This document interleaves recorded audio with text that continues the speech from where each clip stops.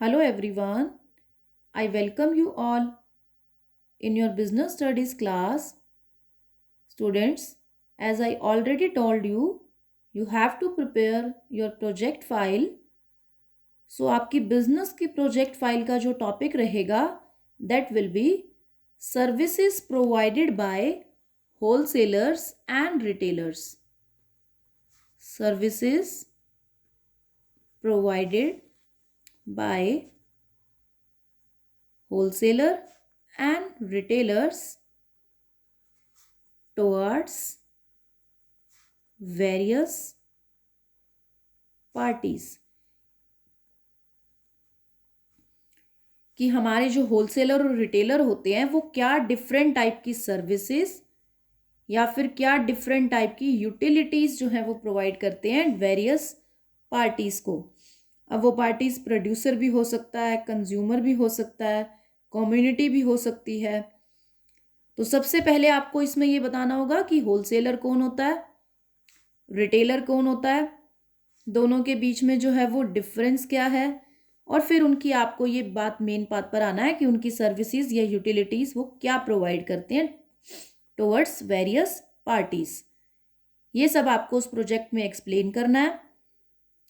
और अकाउंटेंसी में आपको आप क्लास में क्लास अटेंड करें, वहाँ पर आपको एक पर्टिकुलर स्टेटमेंट दी जाएगी जिसके बेस पर आपको आगे का अपना अकाउंटिंग का काम करना है कि उसकी जर्नल एंट्रीज क्रिएट करोगे, लेजर्स बनाओगे, ट्रायल बैलेंस क्रिएट करना है उसमें आपको.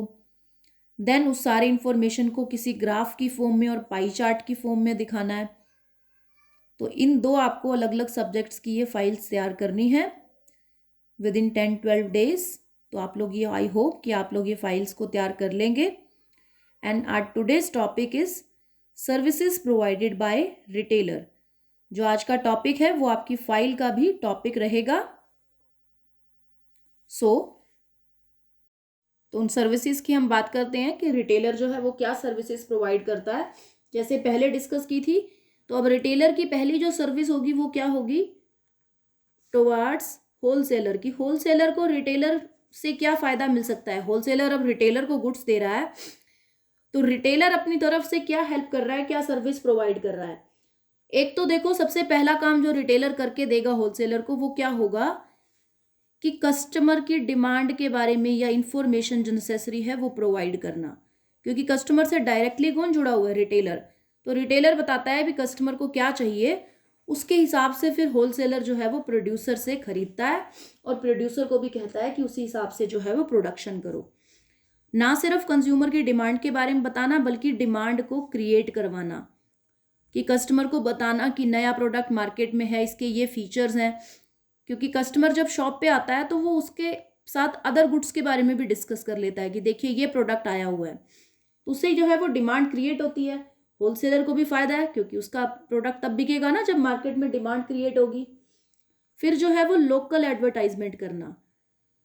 लोकल एडवर्टाइजमेंट का मतलब कि आप जैसे कस्टमर से मिल रहे हो तो उस तरह से आप जो है एडवर्टाइजमेंट कर दो प्रोडक्ट की, कि उनको जो है वो कुछ चीज़ों के बारे में जो है वो बताओ पर्सनली आप. तो इससे क्या होगा, अपने आप ऑटोमेटिकली एडवर्टाइज हो जाएगा आपका प्रोडक्ट और आपको कुछ एक्स्ट्रा खर्चा करने की ज़रूरत नहीं है, किसी मीडिया का यूज़ करने की ज़रूरत भी नहीं है. तो बिना किसी एडिशनल खर्चे के आप ये एडवर्टाइजमेंट जो है वो कर सकते हो. देन जो है वो हेल्प करता है इन डिस्ट्रीब्यूशन. अब डिस्ट्रीब्यूशन का मतलब हेल्प कैसे हो रही है कि देखो, प्रोड्यूसर के लिए वैसे मुश्किल था डायरेक्ट कि वो कंज्यूमर को गुड्स बेच सकता. तो क्योंकि प्रोड्यूसर जो है वो हर कस्टमर के घर तक नहीं पहुंच सकता. कस्टमर तो पता नहीं कहाँ कहाँ कितने रिमोट एरियाज में भी होते हैं, दूर गांवों तक, खेतों में भी कुछ लोगों ने अपना घर बनाया है, वहाँ भी गुड्स की नीड होती है उनको. तो उसके लिए रिटेलर ने इसकी रिस्पॉन्सिबिलिटी ली कि रिटेलर्स ने जगह जगह पर अपनी शॉप्स खोली होती हैं, तो वो प्रोडक्ट को डिस्ट्रीब्यूट करने में कस्टमर तक हेल्प करते हैं प्रोड्यूसर की. क्योंकि प्रोड्यूसर की गुड्स तो तभी बिकेंगी मार्केट में ना जब कस्टमर तक गुड्स पहुंचाने वाले लोग होंगे. तो इस तरह से रिटेलर जो है वो हेल्प करता है. देन जो है no need to meet consumers. अब होलसेलर की यहां पे जो है वो कैसे हेल्प करता है कि होलसेलर को खुद से जो है वो जो है कंज्यूमर से मिलने की ज़रूरत नहीं पड़ती, क्योंकि होलसेलर देखो गुड्स तो वो चाहता है ना, होलसेलर की उसने गोडाउन में स्टोर की है, उसकी गुड्स जो है वो बिक जाएं। तो यहाँ पर क्या है, उसको खुद से कस्टमर से मिलने की ज़रूरत नहीं है, रिटेलर बीच में जो है वो एक मिडल मैन की तरह जो है वो हेल्प कर देता है। तो यहाँ पे ये बेसिक सर्विसेज हो गई ना, कि जो होलसेलर के टुवर्ड्स वो प्रोवाइड कर रहा है, और होलसेलर के साथ साथ ये सर्विसेज वो जो है वो मैन्युफैक्चरर के टुवर्ड्स भी उसको प्रोवाइड कर रहा है, क्योंकि अल्टीमेटली फायदा जो है वो ये हो रहा है कि गुड्स इजीली सेल हो पा रही हैं। अब टुवर्ड्स कस्टमर जो है वो क्या सर्विसेज देता है वो हम डिस्कस कर लेते हैं। एक तो कस्टमर्स को देखो उनकी डिमांड के अकॉर्डिंग सप्लाई प्रोवाइड करता है, कि अकॉर्डिंग टू डिमांड गुड्स जो है वो सप्लाई होती हैं, क्योंकि कस्टमर ने जो मांगा उसके हिसाब से रिटेलर वही चीज़ का स्टॉक अपने पास मेंटेन कर लेता है। अब कस्टमर ने कहा ये हमारी डिमांड है, रिटेलर कहता है इट्स ओके, अभी अवेलेबल है तो बेच देगा, नहीं तो कहेगा कि इट्स ओके मैं आपको अवेलेबल करवा दूंगा। तो रिटेलर उन्हीं गुड्स को अपने पास रखता है जो कस्टमर डिमांड करते हैं, और उनको क्रेडिट फैसिलिटी भी देता है कस्टमर्स को, कि उनको उधार में गुड्स परचेज करने की फैसिलिटी देगा, और जितनी क्वांटिटी में चाहिए उतनी क्वांटिटी में गुड्स देता है। आपको कम में चाहिए कम में मिल जाएगी। अब ज़रूरी तो नहीं है ना कि हर इंसान ज़्यादा क्वांटिटी में खरीदने के लिए पैसा अफोर्ड कर सके। अब आप करियाना शॉप पे जाते हो, बहुत से लोग ऐसे हैं जो किसी प्रोडक्ट की 5 kg की पैकिंग अफोर्ड कर सकते हैं। कुछ लोग ऐसे हैं जो सिर्फ अपनी डेली की नीड पूरी करेंगे, वो उतना ही खरीदेंगे जितना उनको उस पर्टिकुलर डे पे कुक करना है। अगर हम दालों की पल्सेस की बात करें तो वो रिटेलर वो सर्विस प्रोवाइड करता है कि according to your need, according to your affordability आप गुड्स को परचेज कर सकते हो। फिर है होम डिलीवरी, कि आप घर बैठे ऑर्डर लगा सकते हो, आपको घर पे डिलीवर कर दिया जाएगा। जो भी रिटेलर का एजेंट होगा या उसका जो एम्प्लॉय होगा वो जो है आपको घर पे आके डिलीवर करेगा। And no fear of cheating, क्यों? क्योंकि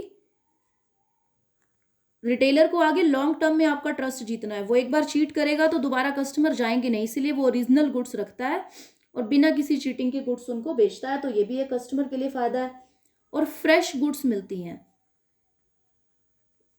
ये फ्रेश गुड्स का क्या है, देखो कि रिटेलर कभी भी ना पुराना होने तक स्टॉक को संभाल के नहीं रखता। वो स्टॉक उतना ही रखता है शॉप पे जो उसका with in few days, with in few months उसका बिक जाए।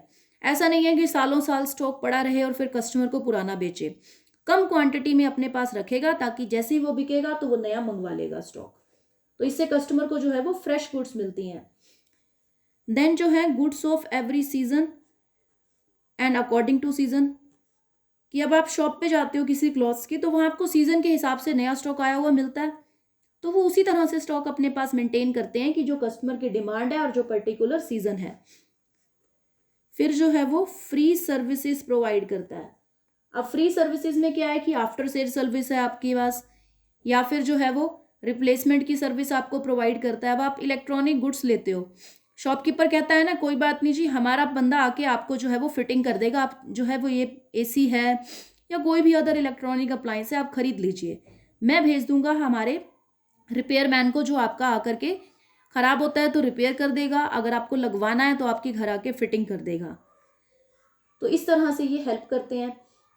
और इनका जो कस्टमर है उसके साथ में क्लोज रिलेशन होता है, तो कस्टमर अपनी जो भी कंप्लेन्स हैं या जो भी उसकी सजेशंस हैं वो बता सकता है कस्टमर उनको। देन कस्टमर की नॉलेज इंक्रीज करता है कि कस्टमर को डिफरेंट प्रोडक्ट्स के बारे में इंफॉर्मेशन देता रहता है, जिससे कस्टमर को भी पता चलता है कि उसको जो है वो क्या खरीदना चाहिए। कस्टमर कंपेयर भी कर सकता है।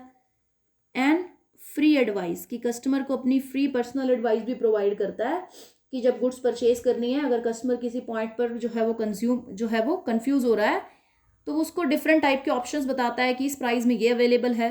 इस तरह से वो अपनी एडवाइस भी प्रोवाइड करता है। तो ये डिफरेंट टाइप ऑफ सर्विसेज थी जो रिटेलर्स प्रोवाइड करते हैं। अब जो आपका नेक्स्ट टॉपिक है टाइप ऑफ रिटेलर का, वो आपके सिलेबस से डिलीट हो चुका है, वो आपको नहीं करना है। एंड इससे जो नेक्स्ट चैप्टर है जीएसटी का, वो भी आपके सिलेबस से डिलीट हो चुका है, तो वो भी आपको नहीं करना है। So basically this unit is over now. ये यूनिट आपका फिनिश हो चुका है। नेक्स्ट वीडियो में हम हमारी 10th and last unit discuss करेंगे। Thank you so much.